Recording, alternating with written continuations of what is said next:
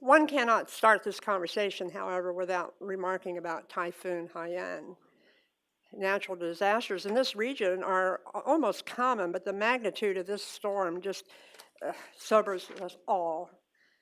We know relief is on the way by many governments and humanitarian organizations, and we wish them all well in getting to the areas who need help so desperately.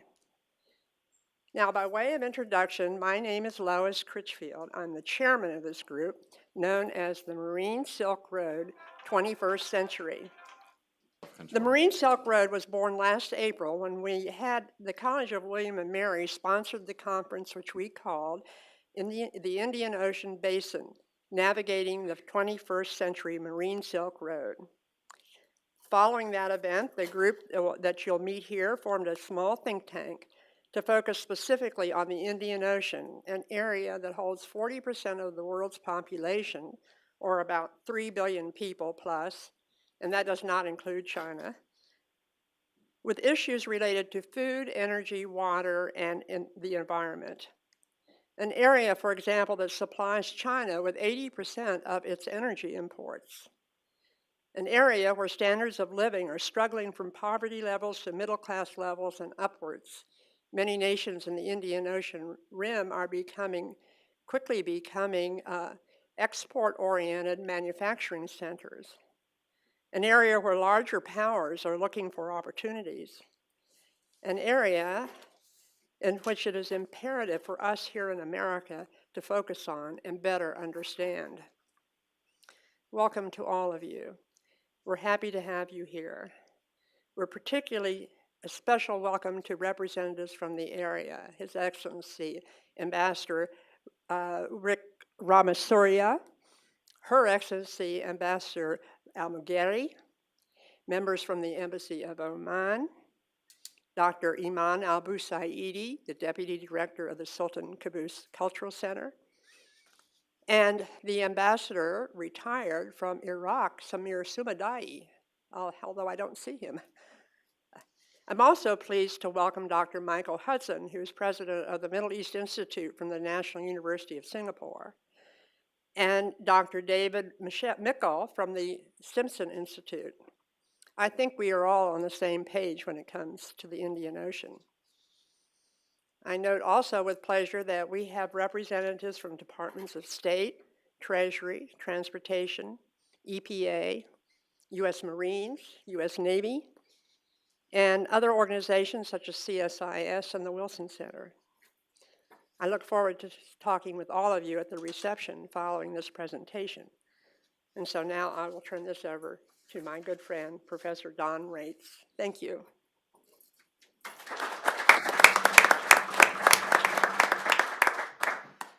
Let me add my thanks again for everyone to come and listen to a subject that is really becoming more and more important. What we've seen in the Indian Ocean Basin and the connecting parts is really a birth of a large amount of commerce that is revisiting the greatness of the area from a historical standpoint. 90% of all trade in the world moves by water.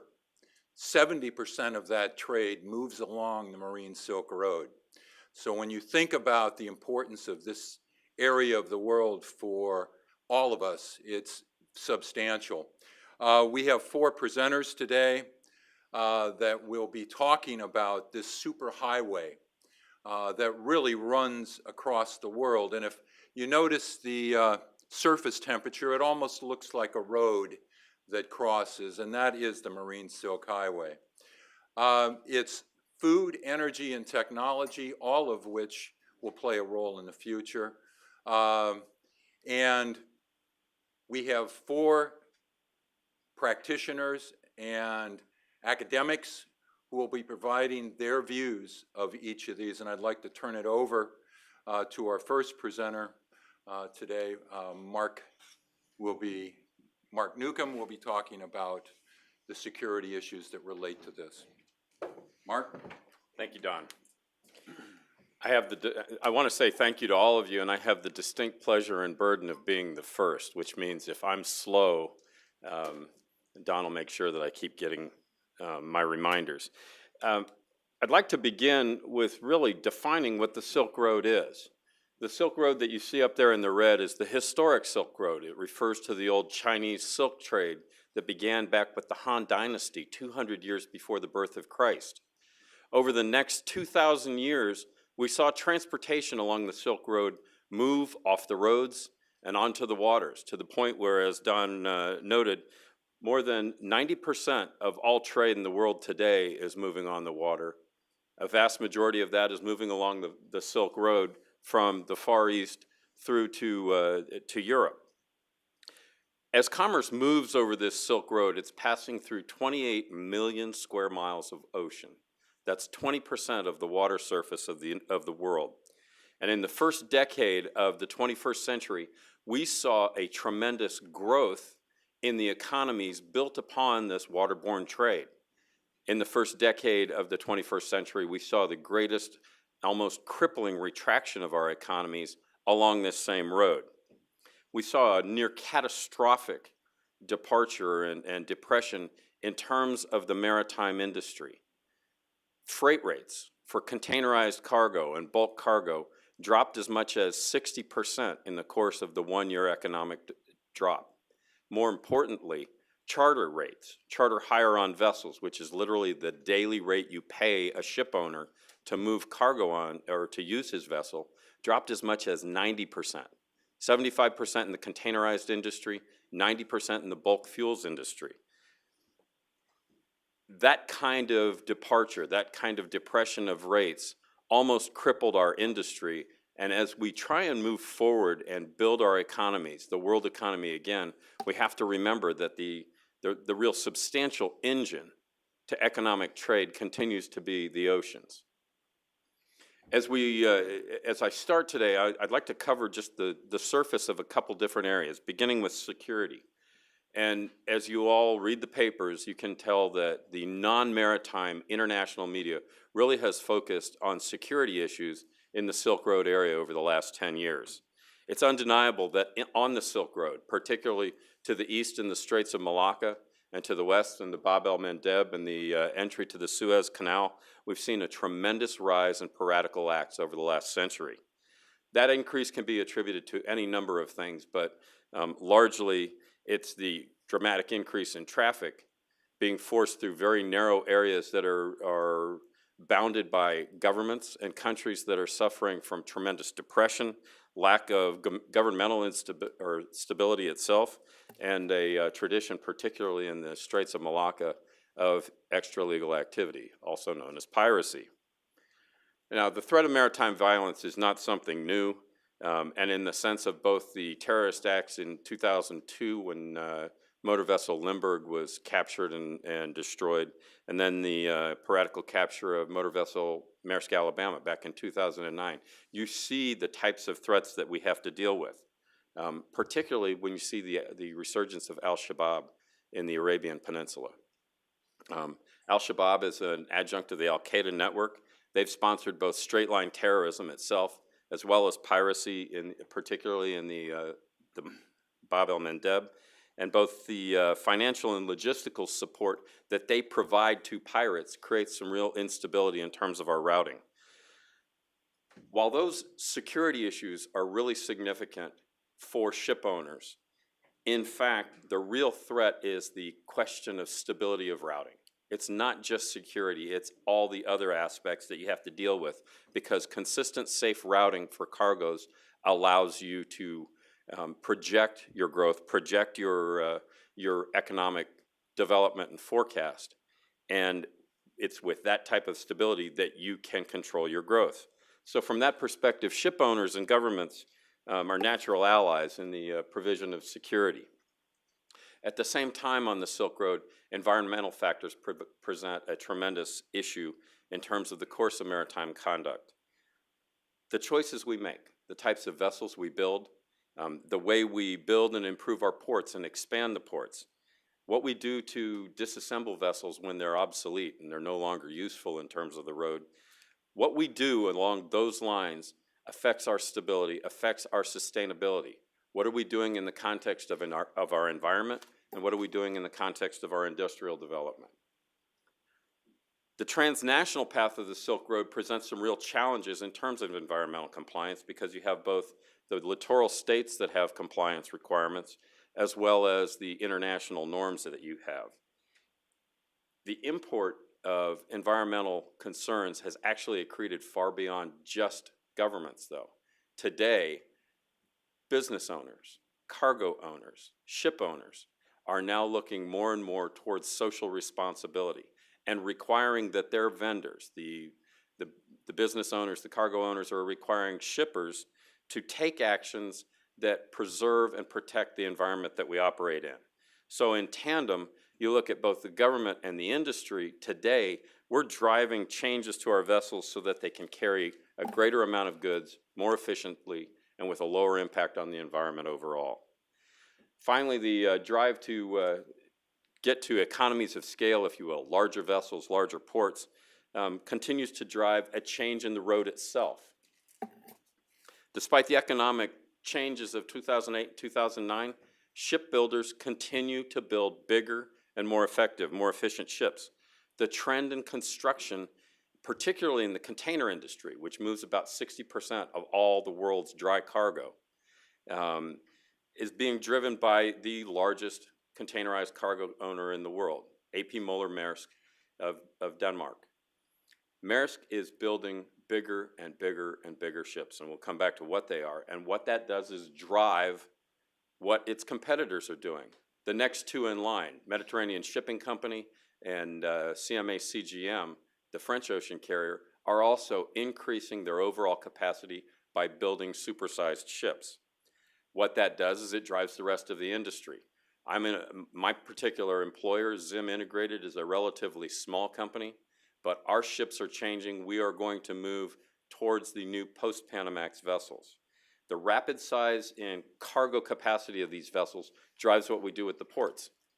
Ports are now going to have to be able to move cargo faster and more efficiently, and what that does is change the nature of the road to the point where we're going to move from a continuous line of ports to a hub and spoke type of system where you have primary ports and transshipment ports to control the industry. Now, when we speak about ocean carriage, all of us up here are going to use different terms, and we can talk in a language that's completely different than English. So let me give you a quick primer on a couple of them. TEU, the 20-foot equivalent unit, that's what everybody moving a container works with. When we talk about containerized cargo, as I said, that's 60% of the world's cargo movement. That's 80% of U.S. trade. A TEU is a 20 by 8 by 8.5 foot container. It's got 1,370 cubic feet of air that we are effectively selling. It's space. Rated, they can go out to about 58,000 pounds gross. Put that in a consumer context. For me, as someone dealing with claims, that's 12,421 pairs of ladies' woven cotton pants worth about $75,000. It's 50,000 pounds of frozen scallops, which is about $350,000. Or when you're really lucky and move real high value cargo, it's 29 metric tons of pure silver. That's a container with $20 million in cargo in it. The average value of containers coming in and out of the United States is about $200,000. When we talk about ships, we rate them based on TEUs. The size is nominal. Then Panamax, post-Panamax, these are all terms, and they mean exactly what they say. A Panamax vessel is as large as can go through the Panama Canal currently. That's about a 4,100 TEU vessel, a little more than 950 feet long, 107 feet wide. Post-Panamax is anything larger. Then you have the super post-Panamaxes, which are out about 15,000 TEU. Think about that. Panamax is 4,000. Super post-Panamax is 15,000. So we're really moving to larger vessels. The Aframax, Suezmax, and Capesize are all references to bulk carriers. When you talk about vessel size, the way to look at it is that those three silhouettes is a Panamax, a post-Panamax, and a super post-Panamax. Those vessels can carry 12, 13, and 22 containers across the deck. So we're talking about real substantial changes. And And the Superpost Panamax vessels are deadweight tons of about 104,000 tons dead weight. That's exactly the same size as the Nimitz-class carriers that we currently have 13 of. To put it in context, the Silk Road, this is a GPS map of all the carriage of cargoes throughout the world over the year 2012. If you look at the red and then yellow lines, that represents 3,500 for the dark red, or 5,000 transits a year, and you can see that nice clean line that shows the Silk Road. Along the Silk Road, the 20 largest ports in the world, 13 of them are on the Silk Road. If you include New York, and then Houston and the Panama Canal, we really aren't going to go the Silk Road into the Panama Canal. That's 17 of the largest ports in the world.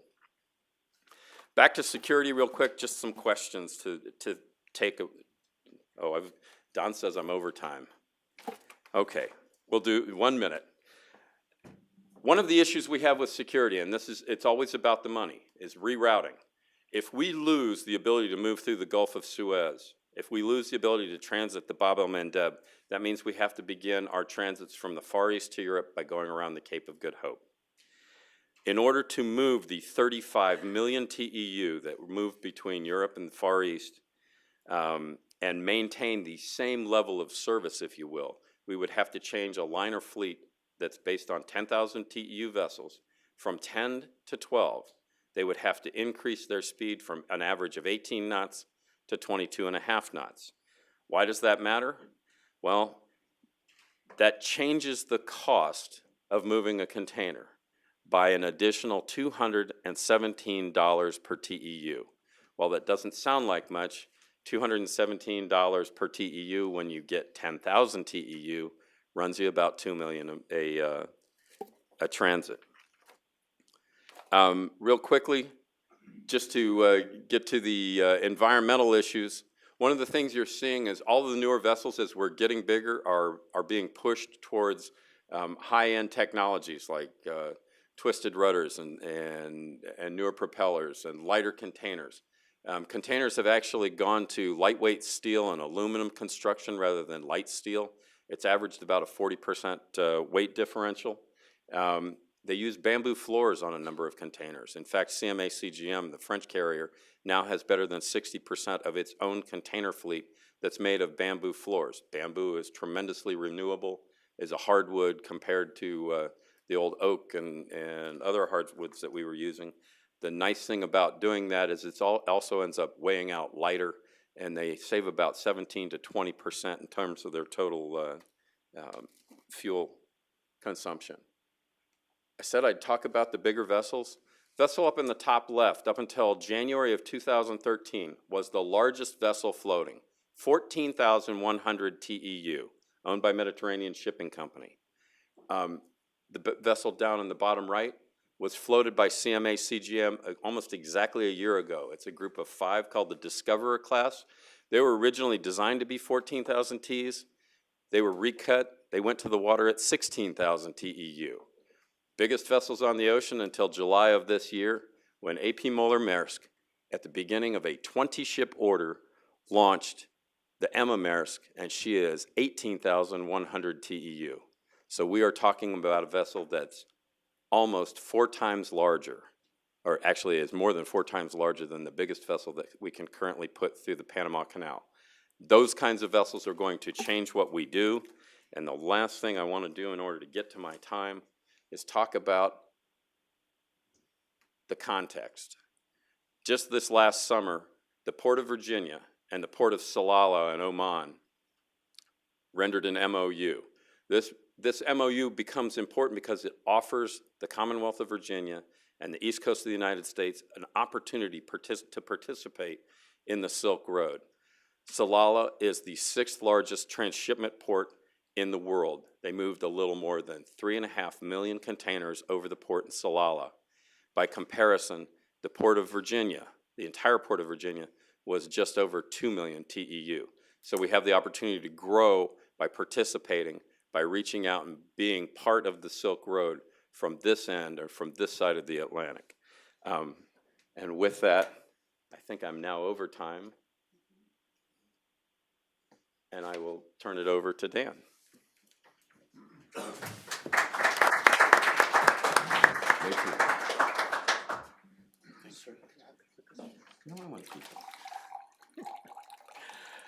All right, thanks, everyone. Now Mark talked about ships, and I'll talk about what goes in those ships. And actually, I rearranged the title a little. I'll go in the reverse order. I want to go into detail on energy, so I'll talk about that last, and I'll try to emphasize this idea on supply chains and choke points, rate limiting factors, and in particular this concept of the last mile connectivity. You've heard Tom Friedman, he talks about how the world is flat, and he's talking about telecommunications, electrons, and photons moving at the speed of light. Now, Mark mentioned ships going at about 22 knots, maybe. Okay, the Earth's curvature is a persistent inconvenience when we're talking about moving cargoes in bulk. But this bandwidth of intermodal transshipment capacity and last mile connectivity is critical because strategic resources are not distributed evenly, and commodities and other consumer goods have to move from coastal ports into cities and into the hinterlands and vice versa. So the center of global economic growth is shifting to Asia, specifically to cities in Asia. And to maintain some sense of equitable economic growth, the cities are going to have to invest something on the order of, at least 1% of GDP per year in infrastructure for energy supply, water, wastewater, solid waste management, urban transport. This is where the growing urban middle class is globally, and also where the growth of concentrated urban poverty is. The Marine Silk Road is important because the countries bordering the road are where a lot of this growth is going to occur. And cities are important because they account for about 3/4 of the world's total resource consumption and as much as 80% of greenhouse gas emissions. You could take greenhouse gas as a proxy for all kinds of conventional pollutants. And just to put the consumer goods and the concept of equitable growth into perspective, in the Indian Ocean region, there are more people that have cell phones than have access to sanitation, toilets. More people have cell phones than have toilets. And there's some, on the nexus between water and food and energy, there is some correlation between food security and access to energy and other infrastructure services. Electrification rates in India, Indonesia are, about 2/3 of the population is connected to the grid. A lot of those consumers may have unreliable electricity service, even if they are connected. Electrification in Laos, 55%, Cambodia, 24%.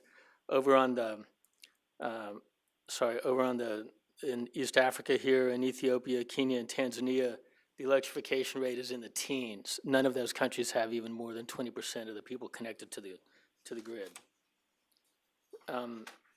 Now, in the countries bordering the Marine Silk Road, from Pakistan going east through Indonesia and the Philippines, there are more than 500 million people that aren't connected to the grid. They don't have grid-supplied electricity, other commercial energy services, safe drinking water, and basic sanitation. So there's an issue about political stability here, equitable economic growth. That's one of the reasons the U.S. government in particular should be very interested in what's going on in the region.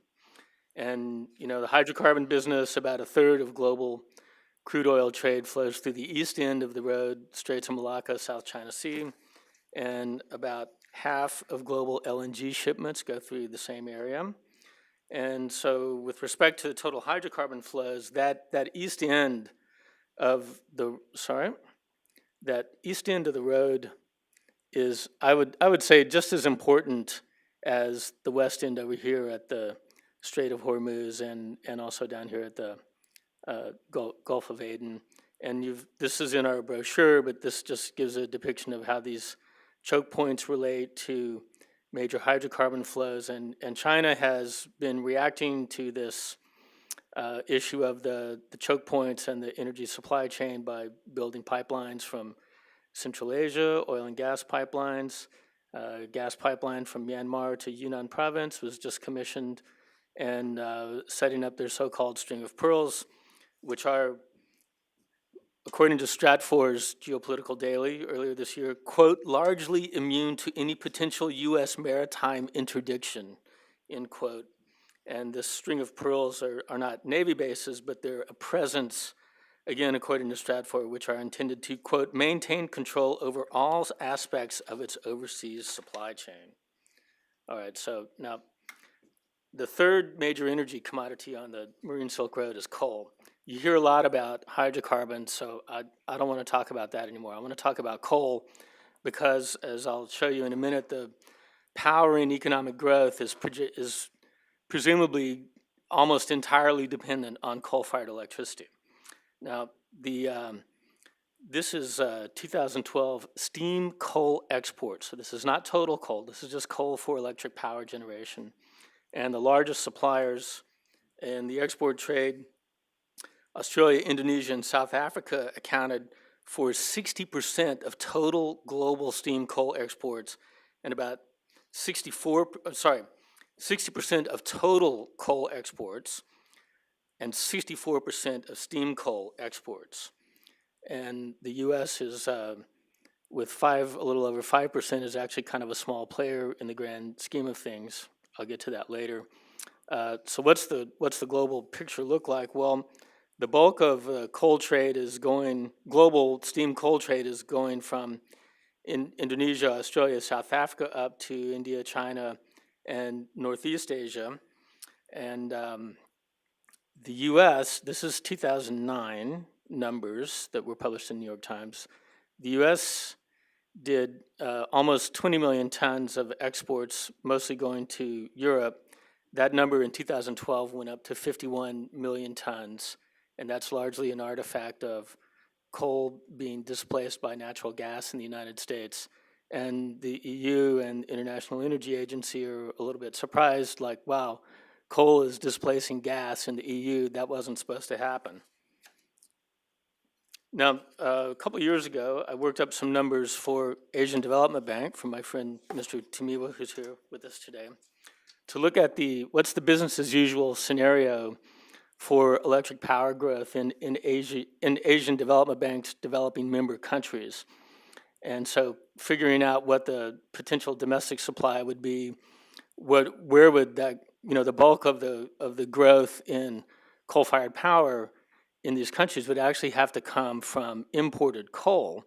And so what we've got is the picture, and this is maybe vintage 2009 data, but at the time, that we worked those numbers up, we would need another 2 billion tons a year of steam coal export, which is more than 200% increase on 2012 global steam coal exports. Now, can the system handle that? I mean, I looked at this, and as I've thought about this and worked on other projects over the last couple of years, this bugged me. And what is wrong with this picture? There's something wrong with this picture. What's wrong with this picture is that there are bottlenecks in steam coal production, intermodal transshipment capacity, and consumption. It doesn't matter how big a keg is, right? You can't drink any faster than the spout will let it, let you drink it. So it's not at all clear that the countries that would be importing this extra coal would actually be able to absorb those imports. And kind of near term from Boyce is the CEO, or at least he was in 2012, of Peabody Energy. They're looking at, during the near term out to 2016, maybe 400 to 450 million tons a year of additional global steam coal production capacity. And then more recently, so Peabody's view was kind of mixed, okay, yeah, well, there's some constraints, but, we're invested in the mining business, so who cares, right? Stratfor has a much more kind of sober look at what the market is, and their assessment, which is just from last month, is that there is no spare steam coal capacity to put on the market right now.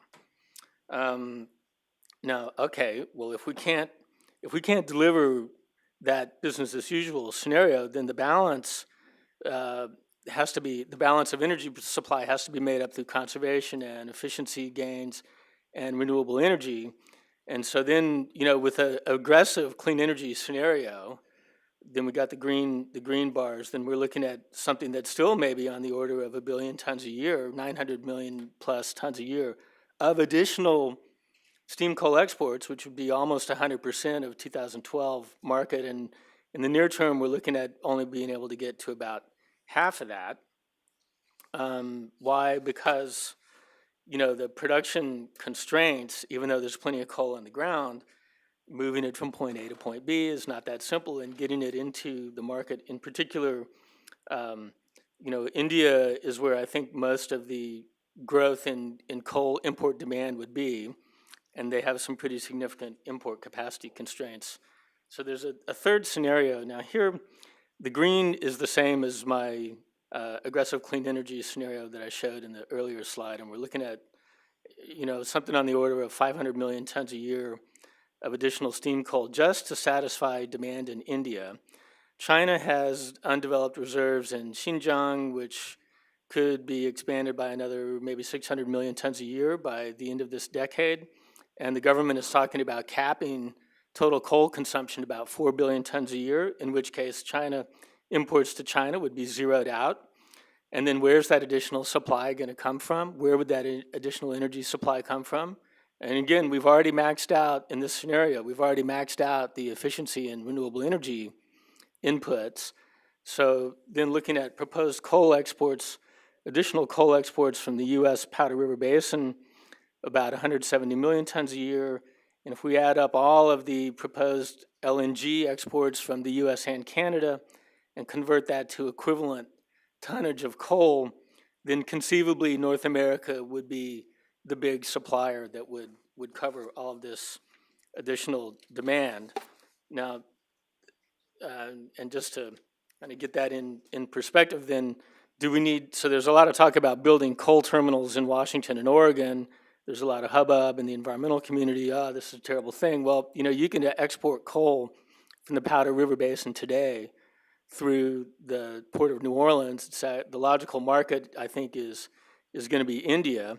And to get to the state of Gujarat, just for example, if you're shipping from New Orleans, or more importantly, maybe today from Virginia, the ports in Virginia, we're closer to India than the proposed export terminals in the Pacific Northwest of the U.S. So the real question is not, should we build those terminals on the West Coast? Today, those don't make any sense at all, because that coal won't be able to compete on price when it gets there. It would be better from the buyer's perspective to buy from the East Coast of the United States.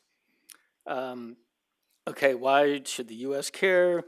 Because if we look at this scenario, what I see is that there's a tremendous opportunity for U.S. to be involved in the infrastructure business written large, in the energy development aspect, as well as the transport of energy cargoes.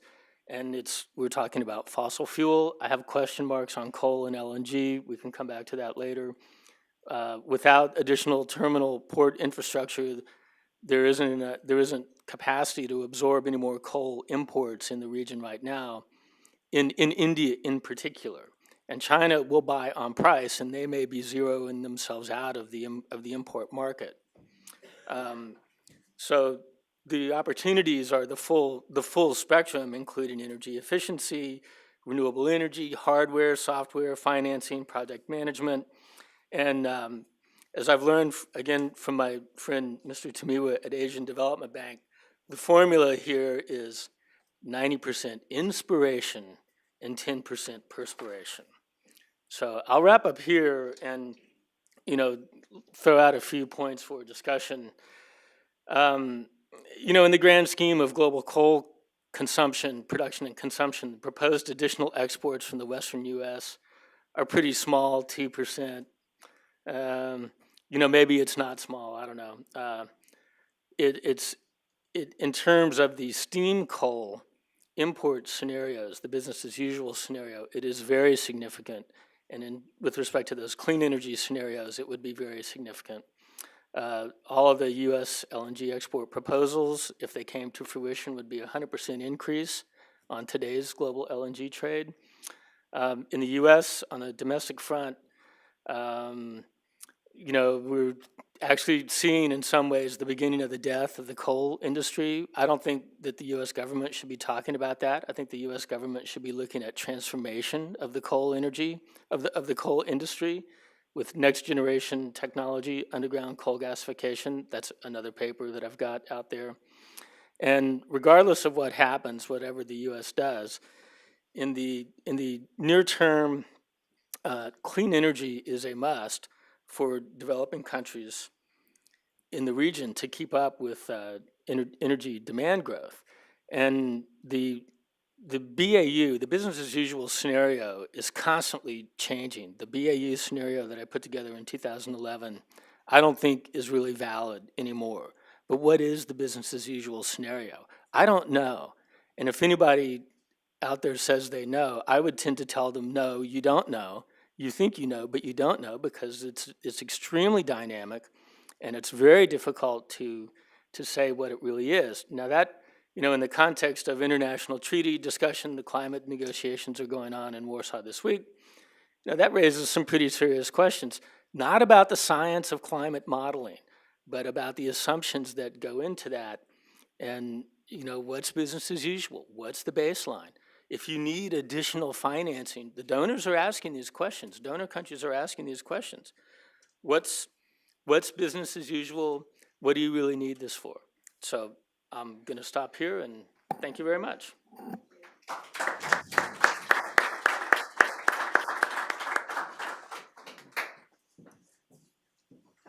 Thanks, Dan. Good afternoon. I'm John Vickerman. What I do is planning and design of ports worldwide. We're going to take a look at 21st century port development and utilization. We're going to talk about the major players in that. And we're going to try to give you a sense of what the port impacts really are in this process.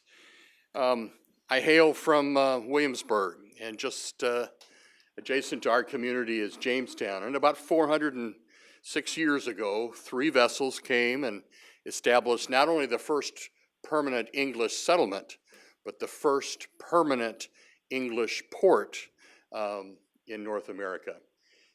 Just a note here that it was 13 years before the Pilgrims landed on Plymouth Rock, so we were actually talking about constitutional law as the Pilgrims were arriving in that process.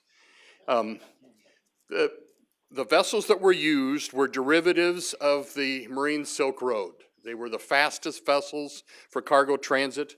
Here it is, the Godspeed. She was a brigantine bark. You note that she had a crew of 13 crewmen. If I graphically portray this against some of the largest ships in the world today, you can see that dimension. Here we have the Emma Maersk, a lot of what Mark talked about. Note that the Emma Maersk also has a crew of 13. Nothing has changed. Although the deadweight tonnage is substantially greater. If I actually did that from the bow, you could see that the Godspeed compares in that process. And I wanted to give you a feel of the magnitude and the scale of the development just in the last 400 plus years. So, as you've heard, the Marine Silk Road replaced the Overland Silk Road across Eurasia after the 1618 to 1907 dynasty issues, and created the Marine Silk Road. The vessels on the Marine Silk Road then, again, were the predecessors of what we saw establishing the first English port settlement in North America. But today, 90% of global trade is carried out by shipping, and a vast majority of that is focused on the Indian Ocean and the Marine Silk Road. Another way of looking at it, this is the primary shipping routes in the world, and if you look at it, coming from both North America at both ends of that string, the Marine Silk Road is a dominant controller of freight and cargo and will be for many decades to come. It will be the precursor of what establishes our prosperity and in terms of goods and goods movement. So let's look at trade driving logistics and what port development is doing. Every ship afloat today has an automatic information system. This is a plot of all vessels worldwide back in 2011. Every yellow line is 5,000 ship journeys. So we have 3 pinch points in the world. We have the Panama Canal, the Suez Canal, and offshore mainland China. In 2009, we had the worst recession since World War II. That also was a tipping point, if you will, in terms of global economy. That red line you see is the advanced markets, including NAFTA. If we go back 20 years from 2009, Canada and the US were the dominant economic engines of the world. More than 70% of all economic-driven prosperity was through those advanced markets. And as you can see, the black line is the emerging markets. And if we go 20 years forward, the US and Canada and NAFTA decline. They decline to lower than 30% of the total world's economic power. And the emerging markets, what we call the BRICS, Brazil, India, Russia, India, and China, are and will become the dominant forces. If you look at global container markets, I want you to focus on the small blue line at the bottom. That is total US, Canada volume. So you'll note that it's not growing at the same rate as the world. You can see where the recession is. Who's the dominant partner there? It's the red, it's Asia in that process and their growth. So if we look at the top 10 ports in 2011, of the 10 busiest ports in the world, 9 were Asian. Of those 9, 6 were Chinese. And of those 6, each one had record-breaking volumes. These are substantial ports and are major players on the Silk Road. The Port of Shanghai has overcome the Port of Singapore as number 1 in the world. Those 2 ports, and by the way, in North America, we have 386 public port authorities. Those 2 ports alone have more volume through those 2 ports than 386 ports in North America combined. So it's a very different dynamic over there in terms of port infrastructure and logistics. So let's just look now real quickly at the growing Asian challenge and the rise of China's superports. Here's China superimposed over North America, and we know that the population volumes are different, and we know that the new consumers in China, those in the elementary school, in fact, the number of children in Chinese elementary school is greater than the US population, every man, woman, and child. Educated in exquisite English and Mandarin. I ask our kids, do you get Mandarin in the school in the US? And our kids say, we don't even get oranges. They just don't get it. So Shanghai was growing at 27% a year, compound annually. They looked to sea 20 miles. They found some islands. They decided to cut off the top of the islands. They had to build a bridge. They built a 20-mile bridge in 3 years. They designed it, they permitted it their way, and constructed it. Here's the bridge. It's the second longest ocean bridge in the world, and it goes to the largest port in the world, 54 berths under a single construction contract. The largest we've had in North America is 7 berths. It gives you the relative magnitude. What do you see? Hundreds of cranes. Here's 200 gantry cranes in a row, each $8 million apiece. And the best marine terminal in North America, compared to the best terminal internationally, fails by a factor of more than 4 to 1. And there's no silver bullet that they have that we don't. So we are not the best, We are not the most productive, and we certainly aren't the biggest. And the marine carriers of the world do not use us as a best case practice. So if you look at the globe, the orange circle is the historic center of manufacturing 30 years ago, back in the Japans and the Koreas. That centroid of manufacturing has moved to Southeast Asia today. And typically it comes across the Pacific, and since the Staggers Act, it goes to places like New York, New Jersey, a consumption zone in North America. If you look at it, a couple years ago, a shipping line by the name of Neptune Orient Line said, gosh, I could have had a V8. I'll go backwards. I'll go through the Red Sea. I'll go through the Port of Said, through the Med, to New York. And if they do it sprint service, they get it 1 day faster than going across the Pacific. So the tipping point globally for ports and logistics is Southeast Asia in that process. And the Suez backflow, as I call it, is a dominant factor. The Suez is a big river with a trench down the center of it and no locks. As manufacturing centroids move to Vietnam and India, this route will have more and more traffic. And today, we are seeing greater and greater traffic volumes through this route, if you will, through the Suez. We have 2 convoys north through the Suez and 1 convoy south every day. Each of those ships pays a roughly $475,000 US a transit. There are 160 ships a week, times 475,000, times 52 weeks a year.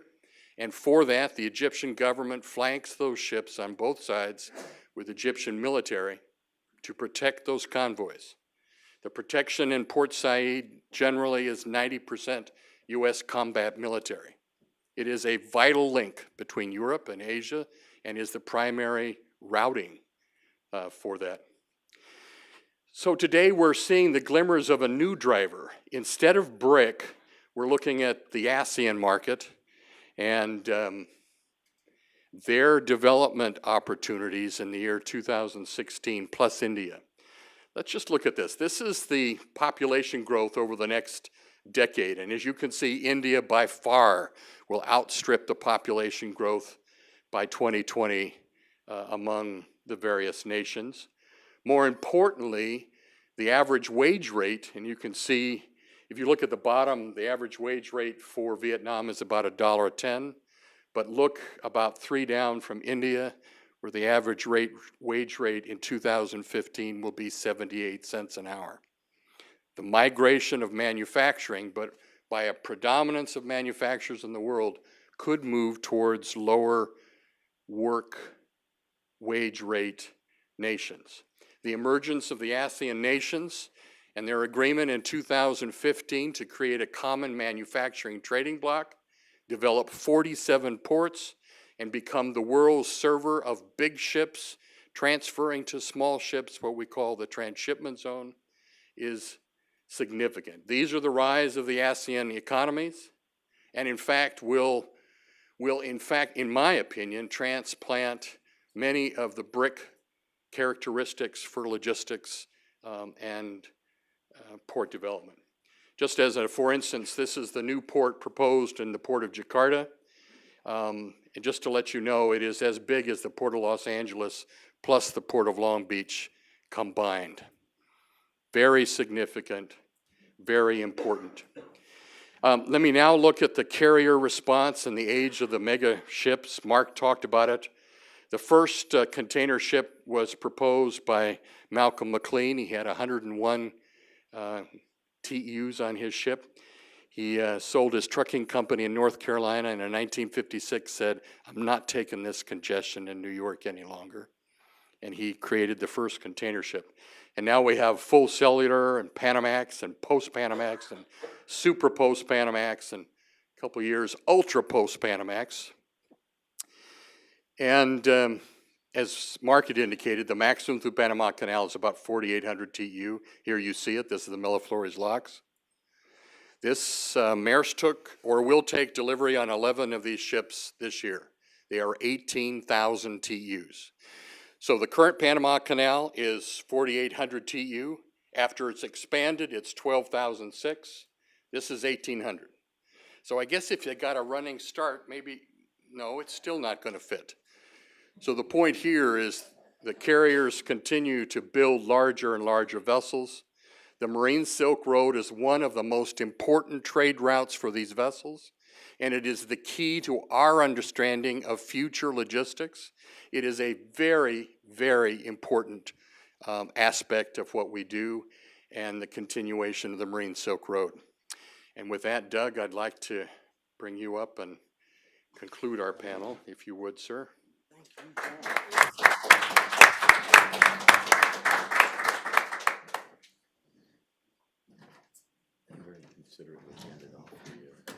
All right, I'm Douglas Cook, and I just want to say how much I appreciate you all coming out to hear our presentation. Thank you very much, Lois, for organizing all this.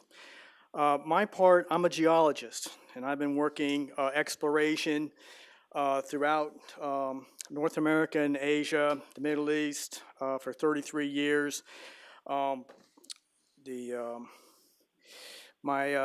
My esteemed friends, I'd like to go ahead and mention real quick. I work with the Japanese and the Chinese. Dr. Mista, who was here at Lois's conference this past spring, he's with Akita University. I got Dr. Uchida. And then this very interesting honor, the Honorable Jiang Jingping. He was my agent for a copper wire rod manufacturing company back in the early 1990s, and now he is a billionaire focusing on copper. Anyway, here is the Marine Silk Road in blue. On the top here is, of course, the traditional Silk Road. As you can see, if you look at the Red Sea area on this map, you'll see that both lines are parallel and reach up into the Mediterranean. If you look at this map here, you'll probably see areas of interest to you. This is how we get to the field in the past. Not today. Today we use helicopters and airplanes. On this chart here, if you follow up through the Red Sea, and you'll see that you get into the Mediterranean. I've been involved in copper all my life. I was born in the Cyprus Copper Mines Hospital in Kyrenia, Cyprus, and then I went ahead and I went to Alaska on a detour, and then I lived in Japan, and then worked my way back to Cyprus. And the key there is that I've had a strong interest in exploration from day one, both the mining side for hard rocks, this would be the base metals, copper, and as well as I worked in a coal mine in West Virginia when I was in graduate school, and then I'm back up now working on oil and gas as well as mineral exploration with my partners and friends in North Asia. This map shows you the historic mine sites. What's really interesting is that when I was working in Saudi Arabia, I was able to take a look at some of their old maps, and along that original Silk Road, going from Petra in Jordan on down to Aden in Yemen, there were gold mines, and today's modern exploration is based on finding these sites. Okay, real quick, going back over here, the father of the ancient Silk Road is Chan Qin, who made peace with Central Asian nomadic tribes. The situation back in the original Silk Road is very similar to today. We had problems with gold shipments, gold shipments coming in from Asia to Europe being hijacked or by bandits and that sort of thing. So Qin went out and worked out deals with the nomadic tribes and leaders in Central Asia. Then we had, coming up here, there was between Europe and in Asia, they cut deals to get a secure supply chain going. And then one of my favorite people is right down here. Mr. Zheng He was one of the first maritime explorers in the 15th century. He was a Muslim Chinese, and he went all through this area here. So the Marine Silk Road that we're talking about today, you'll see here on this chart here. And then quickly going on. Today's exploration, I do exploration all the way down to metal processing. Some people consider me an expert in copper wire rod manufacturing, how to refine copper from the ore right on down to making a value-added product, which is copper wire rod. We've done it in India, we've done it all over the region, pretty much all over the world. We have plants. The company I worked for is in 68 countries throughout the region here. Now, my job was to work with the Japanese, and my wife is a Chinese, first-generation Chinese-American. I used to be 6'3". I was as tall as Don, but this is what happens when you work in cross cultures. My big thing here, this is up on the Silk Road proper, up in this is Mongolia here. This map here is beginning to show you the strategic resources of the Marine Silk Road. I can't stress this enough. The future is about resources. And some people call it a struggle. It's kind of a struggle. It's very competitive. And this is actually a mine site in the North Silk Road. This is in the stands. And coming out here, all these data points that I've done here, these are base metal mines and deposits. And it looks kind of confusing. There's a lot of it. You'll see gold, copper, and zinc. I've included the eastern part of Africa because they are directly influenced by the Marine Silk Road. We need to get that copper and zinc from the production sites in Africa across the Indian Ocean into Asia. What's really difficult right now, and I'm working with a number of multinational groups, is that we want to put the data onto each one of these mine sites, these deposits, so we can get a real good idea of what's out there. What about the treasures and the minerals beneath the Marine Silk Road? Got it. And right here, there are no ocean mining activities as of today, but there will be in 2014. Historically, you had some tin placer mining out of Malaysia, but outside of, in the Bismarck Sea, off of Papua New Guinea, you're going to be seeing your first seafloor mining activity for base metals, nickel and copper. And this is very important for all of us because the question that you should ask yourself is, how do you regulate that? You know, you're into the open ocean here. How do you regulate that? This map here shows you a quick diagram of the major oil fields. These are all these triangles in oil spots here. These are proven oil fields. And again, what we'd like to do in the international community is to log the quality of that hydrocarbon coming out, both oil and gas. Oops, sorry about that. Back over here. This is the world's undiscovered natural gas resources, and this is where Dan's comments earlier are very interesting to me. I believe that we're going to be seeing a paradigm shift in energy. I think that the days of coal are coming to an end, and I think that the North America shale gas revolution is actually the beginning of what's going to happen. It's the tip of the iceberg, as you'll see here. I believe that we have a great deal of natural gas. And I have a feeling that coal's days might be numbered. And again, I worked in the coal industry. I worked underground. I have a lot of friends in the coal industry, but I'm seeing that. This is the Japan's modern research ship drilling for oil and gas in the South China Sea and in the Pacific. Ultra-modern, great ship. This is what a schematic looks like of a proposed offshore site here. Now, as a geologist, we're very familiar with the earthquake problem in the South China Sea and in the Indian Ocean. That causes me nervousness. Again, the model there, coming up here. This is what I do in the beginning of my activities, is I call it a first pass reconnaissance exploration. We go in to find out what the reserves look like in that emerging market. And this is the port of Aden. Sometimes we put our geophysical equipment on boats like that. The Chinese are taking a look at putting in a natural gas pipeline through Pakistan, Afghanistan, through the stands on into China. This is out in that part of the world. This map here shows you oil and gas blocks, South China Sea, Sea Spratlys. this is really important for the international community, needs to play a role, because you're going to see here in these next couple of slides is that the hydrocarbon prospects in the Indian Ocean basin, they overlap territorial, so you had territorial disputes. I am excited to let you know that in my conversations recently in the past 4 months, we're having a lot of dialogue between the major players in the region about how to do the environmentally responsible exploration of these areas. However, it's still a major part of a problem here.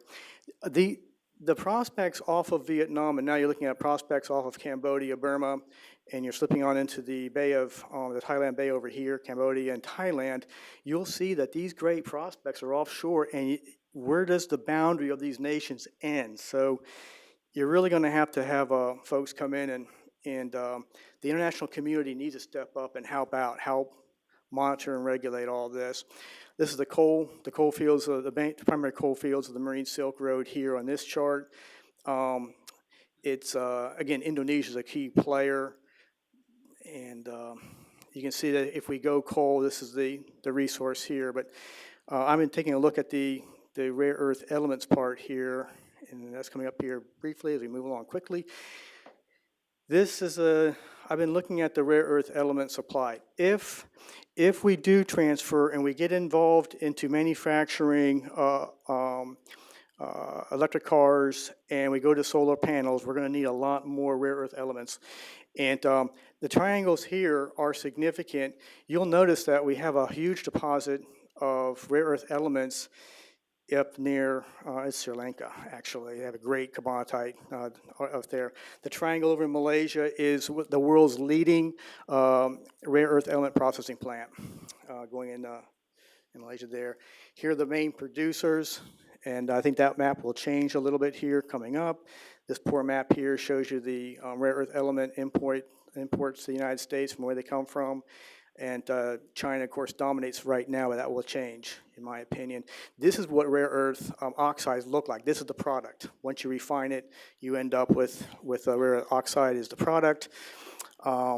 This is a major copper belt. This is a Tithyan copper belt, and all the world's major copper mines are found on that belt. And I've had the luxury of going all through that. Here's my final slide, and thank you very much for paying attention and hearing me out in my babble. You'll see yin and yang there. The only way for the future is the responsible development of these resources that belong to all of us. They could be serious points of contention, and you'll see the role that Virginia plays in terms of LNG gas export. And you'll see my favorite place, besides Virginia, is Alaska. Thank you very much for your time.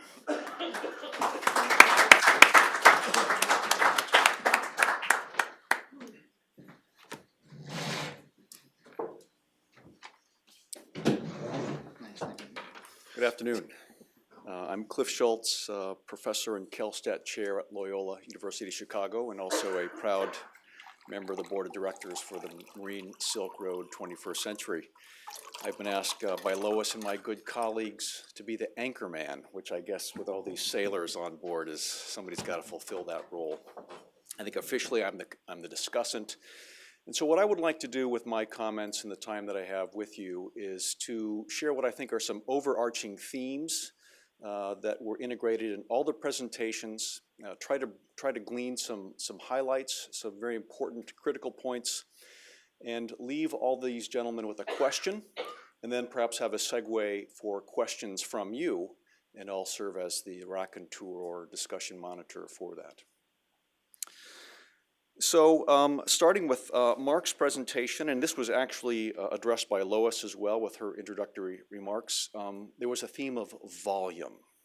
Okay, so conservative estimate, 3 billion people along this Marine Silk Road, or certainly having direct or nearly direct access to it, and that was a conservative estimate. And with volume comes analogs to trade and to the size of ships, issues about security, the environment and operations to manage, to coordinate all the activities along this Marine Silk Road. And I would say implicitly a volume of hunger, of craving for resources about which all the speakers discussed. I particularly liked Dan's comments because in my mind, as I was feverishly taking my notes, allowed me to put together a kind of conceptual model. And Dan, I'll be happy to cite you if that goes on to an academic presentation or a paper. But starting with this demand or this hunger, this craving in the region, we see this shipping of cargo, right? And the primary payload that Dan talked about was coal. I'll double back to that. And we cannot have that shipping of cargo without a reliable supply chain. And Mark spoke about that very well. You know, that was secure and predictable, and there was fairly low risk attached to it. Dan was very astute in mentioning specific choke points along that supply chain, which has implications, again, for security, reliability, sustainability. And what he didn't mention per se, but I'm using in my words, a socioeconomic dynamic that ties all that together.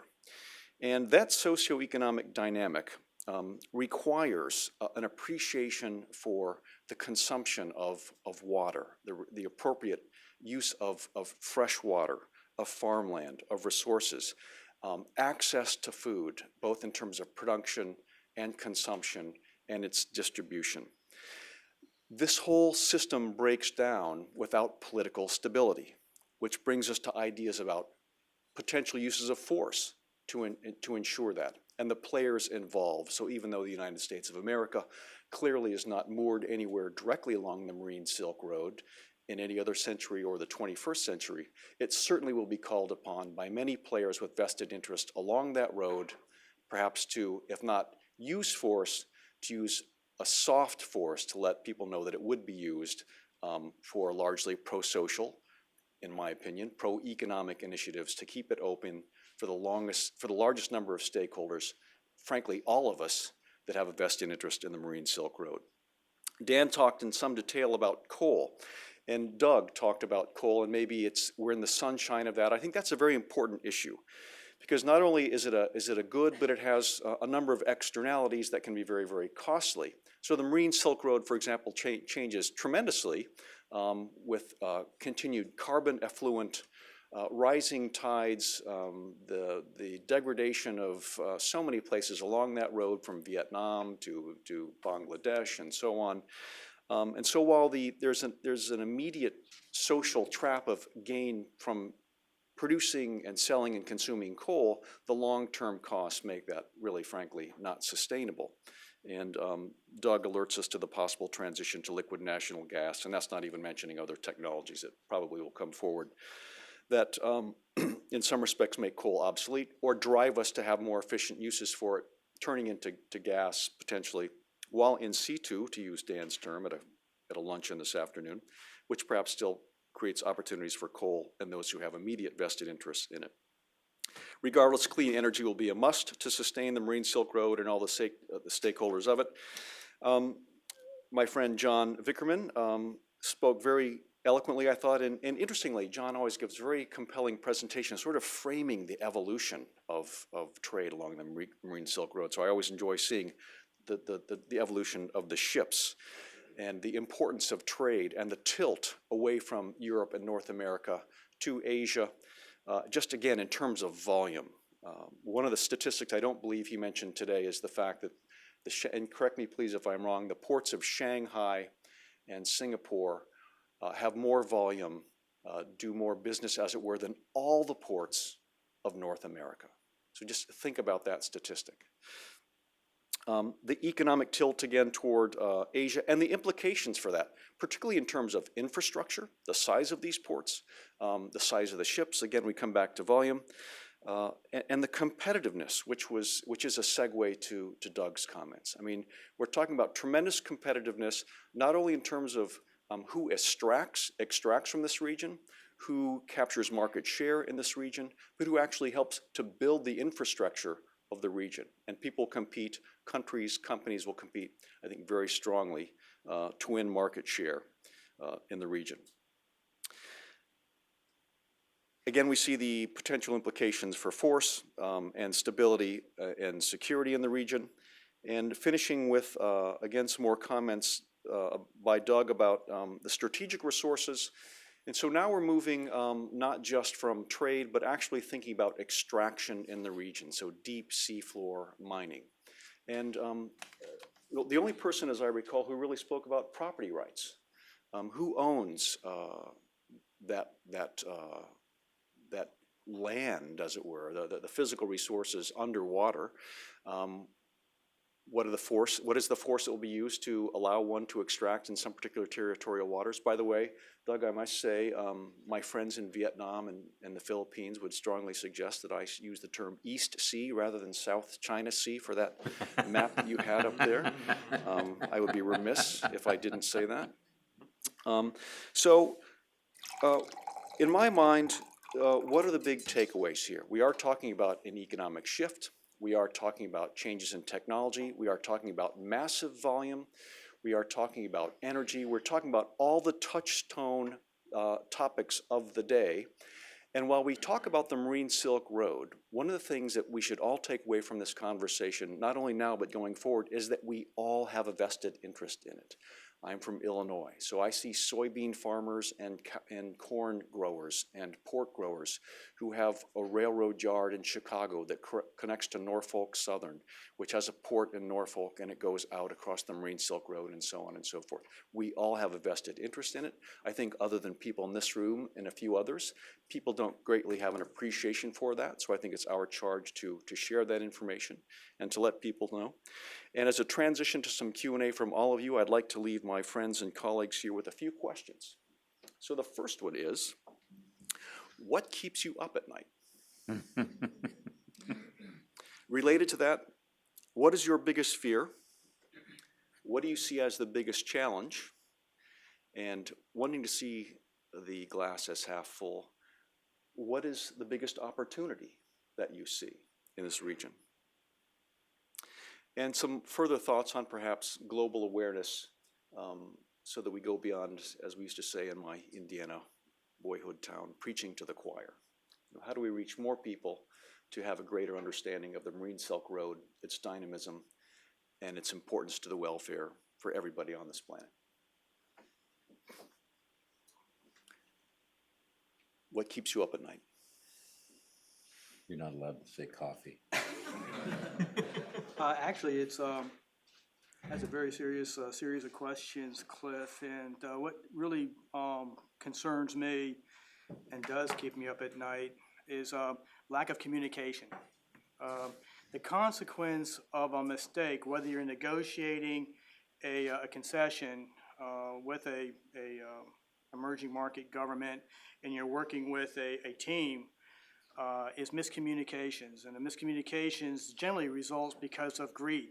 There's a huge greed factor involved in resources. And a good example is Afghanistan. There's a large copper deposit in Afghanistan. And the government came in and they gave the owners of the land, traditional tribal leaders and families who own the land, like $300 to vacate. And then, of course, thanks to modern communication, the people found out that there's a multi-billion-dollar copper deposit there, and so they feel like they're disenfranchised. And I think that miscommunication really does keep me up at night. I get phone calls all the time because of this kind of thing, and I find myself as a fireman and putting out fires. That's one thing. Two is the more I know, the more I learn, the less I know, and that's pretty much how I attack it. John? Again, my concern is that we're in North America isolated and we tend to be focused on North America, and yet the world is changing rapidly. And our inability to be competitive in that marketplace bothers me greatly. The idea that the world, the marine carriers, the terminal operators internationally do not consider us to be a best case practice. The idea that we have little automation. Europe is in its 5th generation of automated terminal design using automatic guided vehicles. We are in our 0th generation. And my sense is even the lay public doesn't really have an appreciation for how goods are delivered globally through the logistics system. it could come by Star Trek transporter and it wouldn't matter to them. What matters is availability of the product at the price point they want. You know, in my view, twin extra large blue immediately. That's me.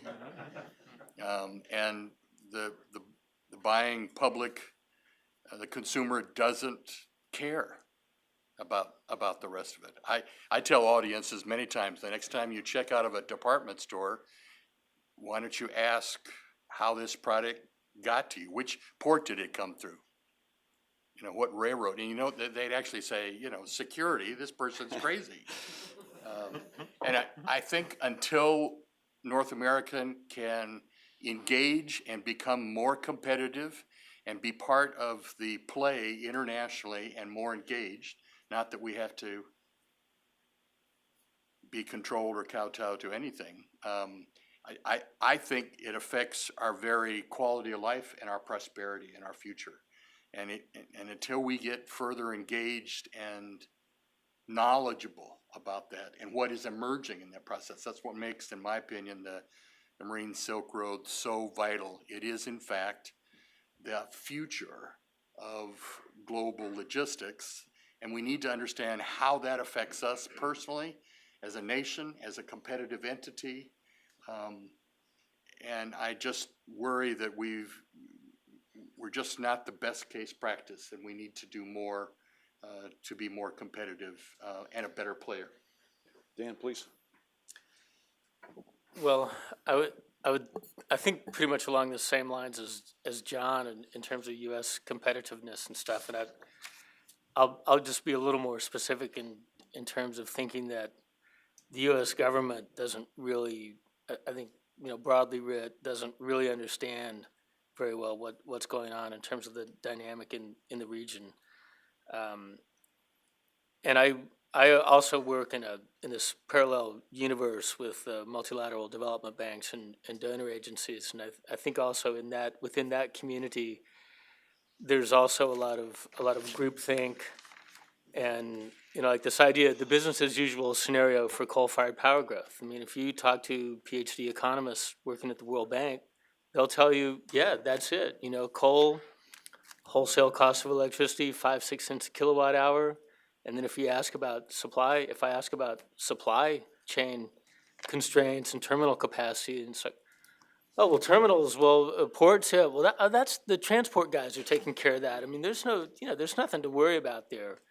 But now, okay, maybe in China they can build all the rail and ports and everything they want, but look at the cost to public health, ecosystem degradation, and if we're concerned about climate change, you know, that's that 5 or 6 cents a kilowatt hour. But for the rest of the developing economies in the Indian Ocean Basin, you know, if you can't deliver coal and get it to a power plant, then the marginal cost of electricity is petroleum based, 25 cents per kilowatt hour.